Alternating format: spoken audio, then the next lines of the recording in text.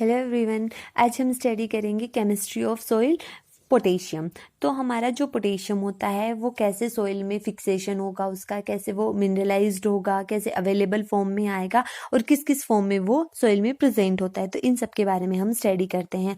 सबसे पहले कि जो पोटेशियम होता है वो सॉइल में कैटाइन फॉर्म में प्रेजेंट होता है। ठीक है, दो फॉर्म होती है पोटेशियम की, कैटाइन की, एक्सचेंजेबल और नॉन एक्सचेंजेबल।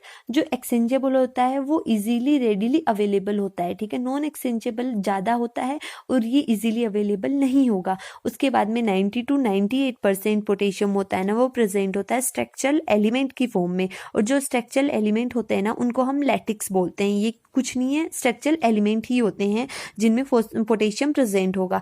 1 से 10% जो हमारा पोटेशियम होता है वो नॉन एक्सचेंजेबल फॉर्म में होता है। और नॉन एक्सचेंजेबल फॉर्म में होता है मतलब वो स्लोली अवेलेबल होता है, ज़्यादा रेडिली अवेलेबल नहीं होता है। ठीक है, उसके बाद में अनअवेलेबल फॉर्म में, या हम उसको बोल सकते हैं रिलेटिवली अनअवेलेबल फॉर्म, जो दो होती हैं बेसिकली फेल्ड्स्पार और माइकाज। ठीक है, तो ये फेल्ड्स्पार और माइकाज होता है, इनका मिनरलाइजेशन होगा इनसे। उसके बाद में पोटेशियम होता है ना, वो फिट होता है 2-1 टाइप की जो क्ले मिनरल्स होते हैं। ये डिफरेंट टाइप के होते हैं।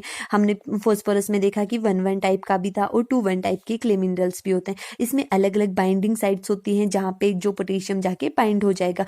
ये 2 टाइप की जो सॉइल होती हैं, इनका जो स्ट्रक्चर होता है वो 2 से 1 टाइप का होता है, जैसे वर्मिकुलाइट और स्मेटिक टाइप के। ठीक है, तो इसमें हम रेडिली अवेलेबल फॉर्म होती है वो 1 to 2% होती है, और जो 1 से 10% होती है वो नॉन एक्सचेंजेबल होती है, मतलब स्लोली अवेलेबल होती है। तो हमने ऊपर भी देखा था कि जो एक्सचेंजेबल होती है, रेडिली अवेलेबल फॉर्म होती है, वो कम होगी और जो नॉन एक्सचेंजेबल फॉर्म होती है वो ज़्यादा होती है।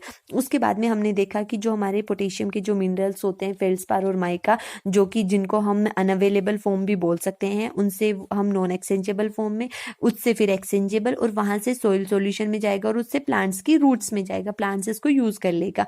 अब इसके बाद में हम डिस्ट्रीब्यूशन देखते हैं कि ऑफ पोटेशियम। तो जो एक्सचेंजेबल और नॉन एक्सचेंजेबल फॉर्म होती है वो किस टाइप की सॉइल में ज़्यादा होती है।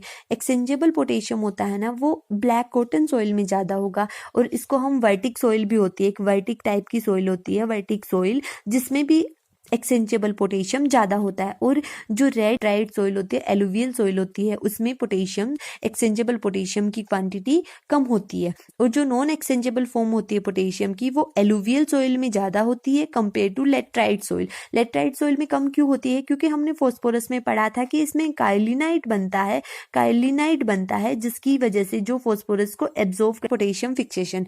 जो पोटेशियम फिक्सेशन क्या होता है कि जो अनअवेलेबल फॉर्म में कन्वर्ट करना, जैसे कि प्लांट्स के लिए ये अनअवेलेबल फॉर्म्स के लिए, ठीक है, तो उनको फिक्स कर देगा किसी चीज के लिए, किसी फॉर्म में स्पेसिफिक फॉर्म में, तो वो अवेलेबल नहीं होंगे ना। उसमें सबसे पहले हम देखते हैं कैसे फिक्स करेगा। तो जो पोटेशियम आयन होते हैं वो एब्जॉर्ब होंगे by clay minerals basically potassium में 2:1 वाले यूज होते हैं, जिसमें फेल्ड्स्पार और माइका है।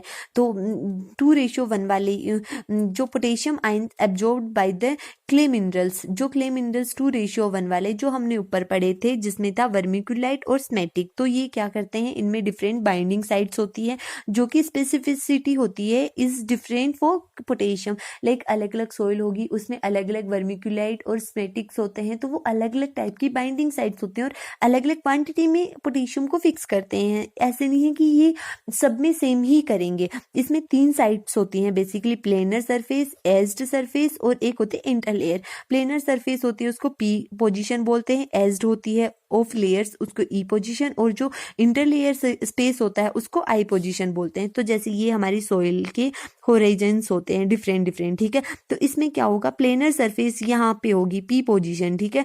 आई पोजीशन कहाँ होगा, ये जो इंटरलेयर का स्पेस है ना, यहाँ पे आई पोजीशन होगा, और जो एज्ड होंगे वहां पे ई पोजीशन होगा, ठीक है। तो इसके बाद हम देखते हैं कि जो पोटेशियम है वो सॉइल में ऐड किस किस से कर सकते हैं हम, मेन्योर और फर्टिलाइजर, जैसे पोटेशियम KCl वगैरह, MOP है, ठीक है। तो जो पोटेशिक फर्टिलाइजर है उनसे हम पोटेशियम ऐड कर सकते हैं, और मेन्योर से।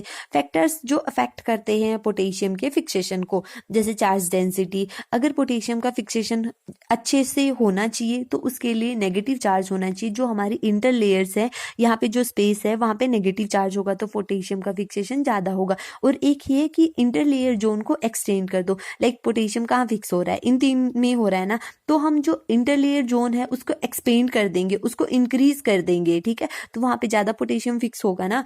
पोटेशियम की कंसंट्रेशन सॉल्यूशन में, अगर पोटेशियम की कंसंट्रेशन ज्यादा होगी तो वहां पे फिक्सेशन पोटेशियम का ज्यादा होगा, क्योंकि ज्यादा एब्जॉर्प्शन होगा तो उसकी वजह से ज्यादा फिक्सेशन होगा।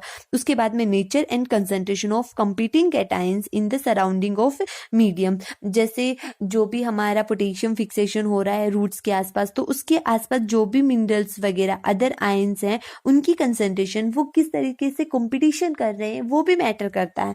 मॉइस्चर कंटेंट तो हर चीज को, हर फिक्सेशन को, नाइट्रोजन फॉस्फोरस वगैरह, और हम इसमें देख सकते हैं पीएच और टेम्परेचर भी हमारे इसको इफेक्ट करता है।